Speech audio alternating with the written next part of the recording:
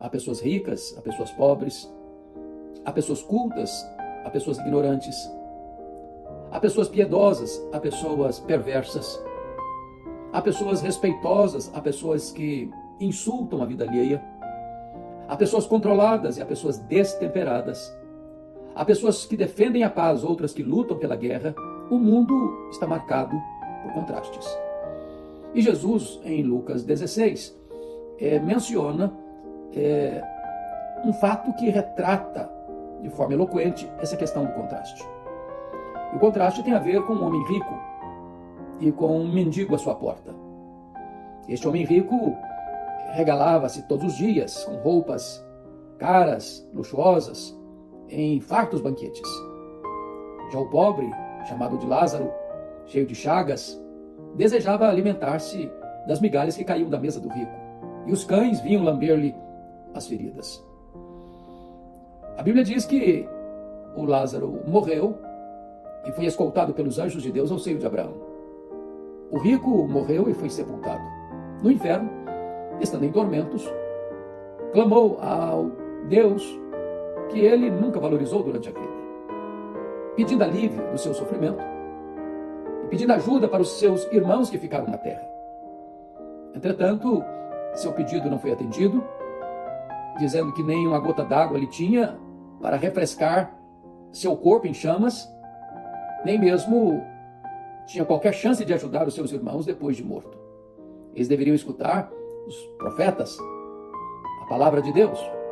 E aqui, nesse texto, eu quero destacar 3 contrastes tão gritantes que o texto nos apresenta, servindo-nos de alerta para os perigos que ainda hoje rondam a nossa vida. O primeiro contraste que nós vamos encontrar nesse texto é o contraste na vida. Um muito rico, outro muito pobre. Um desfrutando de luxo exagerado, outro de escassez profunda. Um com vestes caras, outro coberto de trapos. Um com saúde média, exuberante, outro chagado. Um desfrutando de banquetes, de festas, de mesas fartas, e outro com fome. Um talvez recebendo visitas ilustres em sua casa, outro cercado de cães leprentos. Nós ficaríamos chocados, perplexos diante de um contraste tão profundo. Uns com muitos, outros com menos, ou com pouco, ou com quase nada, ou com nada. Às vezes quem muito tem não se compadece de quem nada tem, e quem nada tem não recebe ajuda de quem tem. E parece-nos que o mundo está vivendo esse contraste ainda hoje. Quantas pessoas que acumulam, que granjeiam, que guardam, que ajuntam, que desfrutam, que gastam e perdulariamente gastam mais do que precisam, mas não socorrem o necessitado à sua porta. Não estendem a sua mão. Não abrem o coração para socorrer e ajudar. E esse é o retrato que Jesus menciona. Esse homem rico vivia regaladamente em seus banquetes. A vida para ele era uma festa constante. Não consta o texto que esse homem era um homem assassino, ou ladrão, ou corrupto, ou violento. Não registra o texto se a riqueza que ele adquiriu é fruto de herança ou de trabalho, ou se veio de corrupção, ou se ele assaltou os cofres, o erário público, ou se ele foi desonesto em seus negócios. Jesus não entra nessa seara, não entra nesse campo para falar de qualquer modo da maneira como esse homem se enriqueceu. O que está em destaque é que ele está desfrutando de banquetes opíparos, de mesas fartas, de luxo extravagante, mas insensível, descuidado, com o coração voltado apenas para os seus deleites, para os seus prazeres, para atender suas próprias necessidades, sem qualquer compaixão, sem qualquer compromisso ou envolvimento em socorrer o próximo. E quantas vezes as pessoas hoje não param para pensar isso? Que se você tem mais do que você precisa, você pode e deve ajudar, socorrer, distribuir, não acumulando com avareza, mas distribuindo com generosidade. A Bíblia diz que a alma generosa prosperará, mas aquele que retém mais do que é justo é pura perda. A Bíblia diz que mais bem-aventurado é dar do que receber, que você deve repartir com quem não tem, você deve dar pão a quem tem fome, água a quem tem sede, veste a quem está nu. Você precisa usar os recursos que Deus colocou em suas mãos para ser generoso, para ser dadivoso, para ser misericordioso. No reino de Deus você tem o que dá e perde o que retém. Quem semeia muito, colhe muito. Quem semeia pouco, colhe pouco. Se você não semeia, Então você perdeu o sentido da semeadura, porque o entendimento é que há o mistério do pobre e o ministério do rico. É Deus quem faz o rico e quem faz o pobre. Mas Deus não faz o rico para ele ajuntar com usura, mas para distribuir com bondade e com complacência e com generosidade. Era o caso desse rico que, mesmo desfrutando da sua riqueza, e não há condenação se está desfrutando de forma legítima, no sentido de não ter tido a origem dos seus bens de forma ilegal, imoral e ilícita, mas ele não está administrando os seus bens de maneira adequada, porque não está assistindo um faminto à sua porta. Então é hora de parar para perguntar: qual é o contraste hoje na sua vida? Nós estamos vivendo esse mundo tão marcado, carimbado por tantos contrastes. Quantas pessoas que têm muito, muito mesmo. E não há pecado em ser rico. O pecado não é ter dinheiro, o pecado é reter o dinheiro. O pecado não é ter dinheiro no banco, é entronizar o dinheiro no coração. O pecado não é possuir dinheiro, é ser possuído pelo dinheiro. O pecado não é a riqueza, é a usura. Então, no primeiro contraste desse texto, Jesus destaca que um está desfrutando da vida, o outro está sofrendo o amargor da vida, e não há qualquer sinal de que esse homem enxagado e faminto à porta do rico estivesse sendo convenientemente assistido e atendido por ele. É uma quebra de um preceito de que o amor é conhecido não por aquilo que ele fala, mas por aquilo que ele faz. E nisto conhecerão todos que sois meus discípulos, se tiverdes amor uns pelos outros. Então, socorrer os necessitados, estender a mão ao necessitado, é como emprestar a Deus, e Deus não fica em débito com ninguém. Bom, mas esse texto avança para um segundo contraste. Se esse é o primeiro contraste, o contraste na vida, há também agora o contraste na morte. Porque o texto diz que o Lázaro, que era mendigo, que era chagado, ele morre. Não sabemos de quê, se resultado das suas chagas ou se fruto da sua fome, mas o certo é que ele morreu e foi escoltado para o seio de Abraão. Não consta nem que ele foi sepultado. Talvez os cães leprentos que circulavam nas ruas, não são como os pets de hoje, fosse a sua própria sepultura, e nós saímos desse cenário nauseados. Mas o rico também morreu. E está escrito que ele foi sepultado. Talvez um funeral de pompa, talvez um caixão de cedro, talvez muitos ilustres amigos fazendo parte do féretro, talvez um eloquente discurso de elogio àquela grande personalidade, talvez rasgados elogios feitos no seu funeral. Mas o certo é que a morte não é apenas morrer, assim como viver não é apenas viver. Porque o texto diz que o rico morreu e foi sepultado, mas no inferno. Você sepulta o corpo, como foi feito o pó, ele volta ao pó. Mas o homem tem um sopro divino na sua vida. E ele passou a ser alma vivente. E a alma não morre. E a alma não vai para a sepultura. A Bíblia diz que o pó volta à terra como era, o Espírito volta a Deus que o deu. E agora esse homem, que vivera no luxo, no fausto, com roupas caras, com banquetes opíparos, agora está no inferno, em tormento. Algumas pessoas dizem: mas eu não acredito no inferno. Não importa se você não acredita, ele existe assim mesmo. Não depende de você acreditar nem no céu nem no inferno para ele existir. Existe assim mesmo. Não importa se você crê em Jesus, ele existe assim mesmo. Não importa se você crê em Deus, Deus existe assim mesmo. Não é o fato de você crer ou não que vai tornar realidade ou deixar de ser realidade. É um fato. E esse homem que nunca pensara no inferno, ou talvez nem jamais se preparara para o céu, está agora no inferno, em tormentos, em chamas. Uma triste, uma dura realidade. Enquanto Lázaro, que vivera na pobreza, na escassez, cercado de fome e doença, está agora no seio de Abraão.